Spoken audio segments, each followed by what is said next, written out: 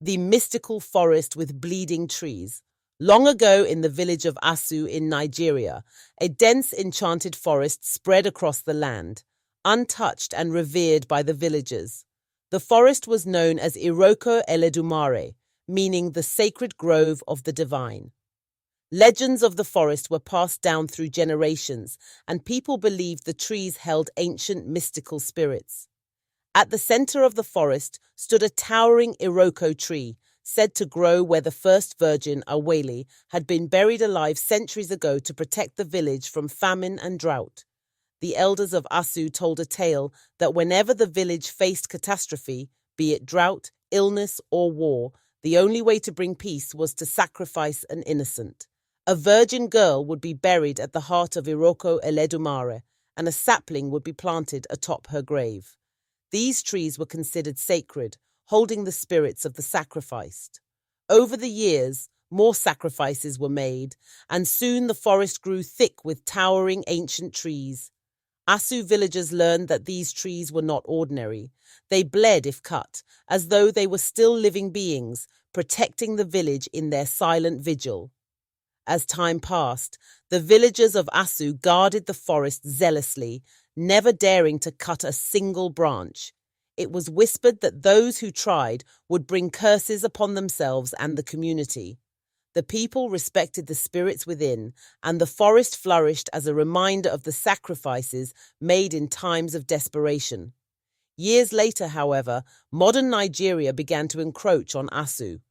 The government, eyeing the vast untouched land, declared plans to build a road and several government facilities through Iroko Eledumare. Engineers arrived with large machines, intending to clear the land and cut down the trees. The village elders, knowing the forest's mystical significance, protested, but they were dismissed as superstitious and backward.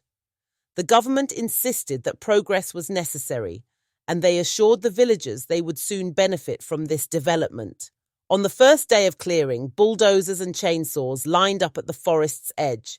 The operators, city men who knew little of Asu's ancient ways, approached the trees with their machines. They switched on their chainsaws, but as they struck the first tree, the saws jammed abruptly. Puzzled, they tried again, only to watch in shock as the tree began to bleed. A thick, dark red liquid seeped from the gash, resembling blood. Shaken, the operators stopped, calling their supervisor, but the government officials overseeing the project ordered them to continue, brushing off the event as a natural sap reaction. The next day, a new crew arrived, emboldened with larger machines to tackle the resistant forest. But as the blades of the bulldozers hit the trunks, an eerie wailing filled the air. It sounded like the cries of women, mourning and pleading. The operators were struck with an overpowering chill, and one by one they abandoned their machines, horrified. News of the crying trees and the blood spread quickly, and fear gripped both the government officials and the villagers. Even those who were skeptical before now felt a sense of dread. Refusing to back down, the government brought in a team of scientists, determined to debunk the mystery and resume the clearing.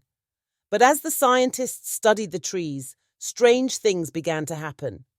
Their equipment failed without explanation, records and measurements vanished overnight, and some members of the team claimed to feel unseen hands gripping their shoulders or whispering into their ears. Within days, most of the team had left, citing unexplainable nightmares and a powerful sense of unease. The government officials, desperate to salvage the project, summoned religious leaders to bless the land. But even they, sensing the powerful spirits within, advised abandoning the effort. They spoke of the ancestors' spirits in the forest, warning that any further disturbance would lead to disaster. And so, reluctantly, the government called off the development project. They issued an order to designate the forest as a protected area, framing it as an environmental reserve, though whispers of Iroko Eledumare's wrath spread throughout the region. The villagers of Asu watched in silent awe as the machines rolled out, leaving the forest untouched once again. They believed the spirits of the sacrificed virgins had protected the land, and from that day on, They knew that no force, no matter how powerful, could erase the forest's ancient power. To this day, Iroko Eledumare remains, its trees standing as tall as ever. No one dares to touch them, for they still bleed, still cry, and still hold the secrets of lives given in sacrifice. The mystery of the forest endures, a living reminder of the respect owed to nature, tradition, and the unseen spirits that guard the land. Did you like my story? Please like, share, and subscribe for more such stories.